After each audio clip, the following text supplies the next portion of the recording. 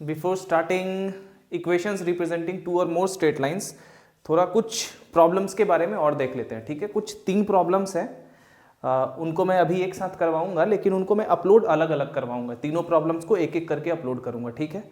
उससे होगा क्या कि ये जो तीनों प्रॉब्लम्स हैं, ये क्या प्रॉब्लम है थंबनेल में आपको पता चल जाएगा, एक तो ये हो जाएगा।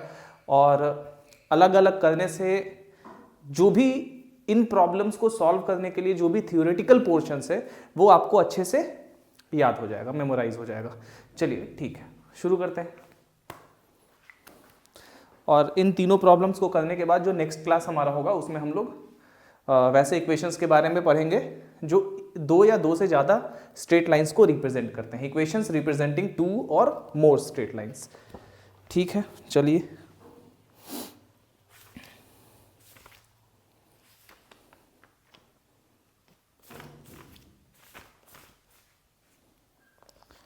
हाँ,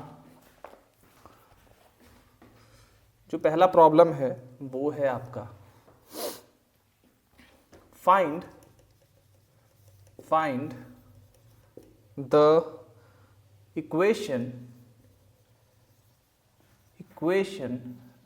2 and the length of the perpendicular and the length of the perpendicular drawn from the point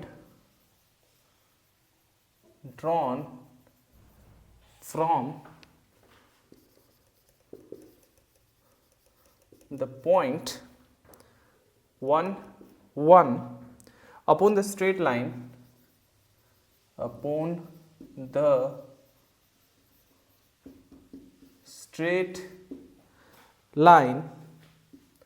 3x plus 4y plus 5 is equal to 0. The angle between the axis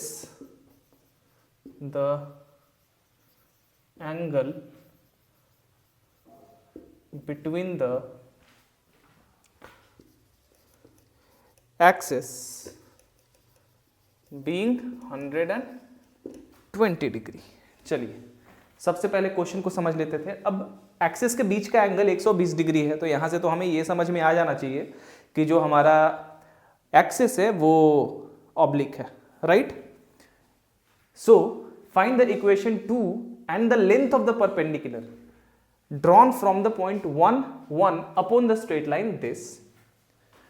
कह रहा है कि इस पॉइंट से जो इस वाले स्ट्रेट लाइन पे परपेंडिकुलर खींचा गया है उस परपेंडिकुलर का लेंथ फाइंड करना है, और उसी परपेंडिकुलर का डेफिनेटली परपेंडिकुलर है तो एक स्ट्रेट लाइन ही वो, और उस स्ट्रेट लाइन का हमें इक्वेशन भी फाइंड करना है। That is we have to find the equation of that perpendicular as well.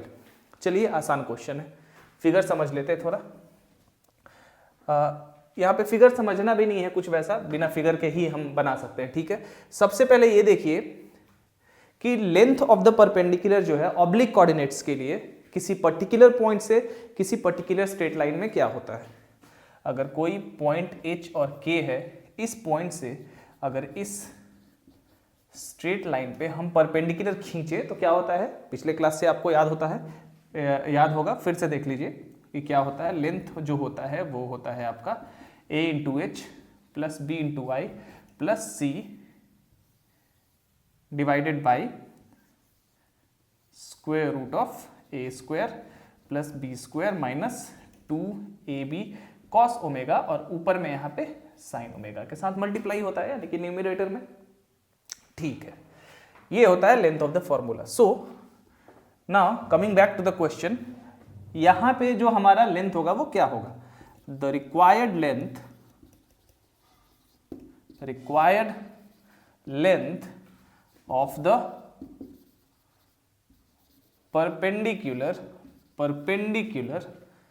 Is equal to क्या हो जाएगा, 3 इंटू एच और के की जगह क्या है 1 और 1, तो बस 1 plus 5 divided by square root of 3 का स्क्वायर 9, 4 का स्क्वायर 16 माइनस 2 इंटू ए यानी कि 3, बी यानी कि 4 और कॉस ओमेगा यानी कि कॉस 120 डिग्री। कॉस 120 डिग्री क्या होगा, कॉस 120 डिग्री होगा minus sine 30 degree, cos 90 plus 30 minus sine 30, और साइन 30 का वैल्यू 1/2 इंटू 1/2, और माइनस माइनस यहाँ पे हो जाएगा आपका plus.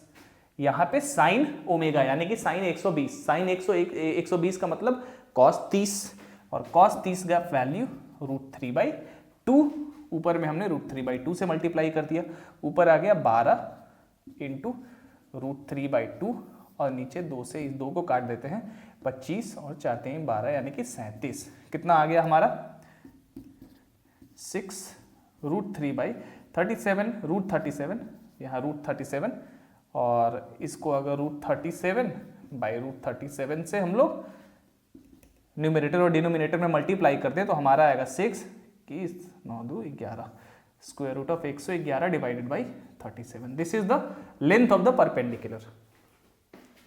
Now we have to find the equation of this perpendicular as well. चलिए देख लेते हैं उसको कैसे फाइंड करेंगे, इजी है, आइए देखते हैं।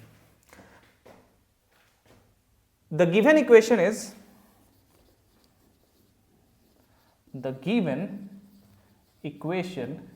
क्या है हमारा given equation, 3x plus 4y plus 5 is equal to 0। इसको लिख सकते हैं y is equal to -3/4x और -5/4। y is equal to mx plus c के फॉर्म में आ गया। और याद रखिए जब ऑब्लिक कोऑर्डिनेट्स की बात हो तो स्लोप जो m होता है वो किस तरह से फाइंड आउट किया जाता है, किस तरह से लिखा जाता है, ये मैंने आपको पिछले क्लासेस में बताया है। चलिए इसके बाद कंटिन्यू करते हैं। अब सबसे पहले कोई भी स्ट्रेट लाइन जो इस पॉइंट से होके पास करे उसका इक्वेशन क्या होगा, any straight line passing through the point 1 1 is y minus 1 is equal to m into x minus 1। ठीक है, बट m यहां पे क्या है आपको पता है। चलिए नाउ अब यहां से m डैश क्या है, इस मतलब यहां पे भी तो ये m y is equal to mx plus c के फॉर्म में है, तो अब m उसको मान लिया है तो इस स्ट्रेट लाइन का स्लोप हम m डैश मान लेते हैं। तो अब एक बात, इसको इक्वेशन नंबर हम कर देते हैं 1। सो यहां से हमारा m डैश हमने मान लिया -3/4, m हमारा इसका ये है। अब ये तो हो गया किसी भी लाइन का इक्वेशन जो कि इस पॉइंट से होके पास कर रहा है, लेकिन अब हमें उस लाइन का इक्वेशन चाहिए जो कि इससे होके पास करे और इस लाइन पे परपेंडिकुलर हो, यानी कि ये जो परपेंडिकुलर का हमने लेंथ निकाला है इसी परपेंडिकुलर का इक्वेशन भी हमें फाइंड करना है। चलिए तो दैट मीन्स ये लाइन और ये जो गिवन लाइन है परपेंडिकुलर है, ठीक है। तो since this line is perpendicular to the given line,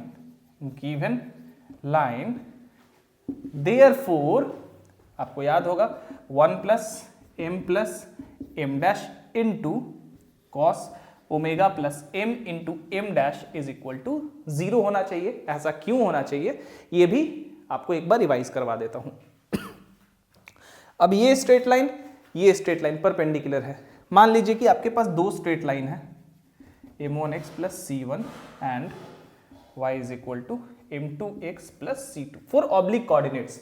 तो जो एंगल बिटवीन दीज परपेंडिकुलर होता है उस एंगल का टेंजेंट क्या होता है, मान लीजिए थीटा इन दोनों के बीच का एंगल है, तो tangent of theta is equal to m minus m dash sine omega divided by 1 plus m dash cos omega plus m dash. यही होता है ना, अगर दोनों के बीच का एंगल 90 डिग्री है तो ये होना चाहिए आपका इन्फिनिटी 1090, और ये तभी संभव है जब ये डिनोमिनेटर क्या हो जाए, 0 हो जाए। वही मैंने यहां पे कर दिया है। अगर आपको कहा जाता कि ये दोनों पैरेलल हैं दैट मीन्स न्यूमरेटर 0 हो जाता, क्योंकि पैरेलल यानी कि tan थीटा की जगह 0 हो जा, tan 0 0 and the numerator is comes out to be 0. That means m is equal to m dash. अब रेक्टेंगुलर कोऑर्डिनेट में भी और ऑब्लिक कोऑर्डिनेट्स के लिए भी जो पैरेलल लाइंस का केस होता है दोनों में सेम होता है। वहां पे भी स्लोप बराबर था, यहां पे भी स्लोप बराबर था, लेकिन परपेंडिकुलर लाइंस के लिए अलग होता है। यहां पे अगर दो लाइन परपेंडिकुलर है तो कंडीशन ये होता है, बट रेक्टेंगुलर एक्सिस के लिए अगर दो लाइन परपेंडिकुलर है तो क्या होता है कंडीशन, दोनों लाइंस के का जो स्लोप है उन स्लोप्स का जो प्रोडक्ट होता था वो -1 होता था। यही डिफरेंस है। चलिए, तो यहां से आपको समझ में आ गया ये। आगे बढ़ते हैं। ये हो गया 1 प्लस m, तो आपको फाइंड करना है m डैश कितना है आपका -3/4 -3/4 cos ओमेगा, यानी कि cos 120 डिग्री। 120 डिग्री का मतलब माइनस साइन 30 डिग्री और माइनस साइन 30 डिग्री मतलब -1/2। ठीक है, minus m into 3/4 is equal to 0। 1 ये हो जाएगा -m/2 plus 3/8 minus 3m/4 is equal to 0। ये हो गया आपका 8×3 11/8, इसको उधर ले जाते हैं, हो गया 2×3 5m/4, 4 से 2 बार में ये कट गया। m is equal to 11/10। m आ गया 11/10। Just substitute this value of m into this equation. Substituting m is equal to 11/10 in 1, we get as our required equation y minus 1 is equal to 11/10 into x minus 1. 10y minus 10 is equal to 11x minus 11. That means 11x minus 10y minus 1 is equal to 0. ठीक है, चलिए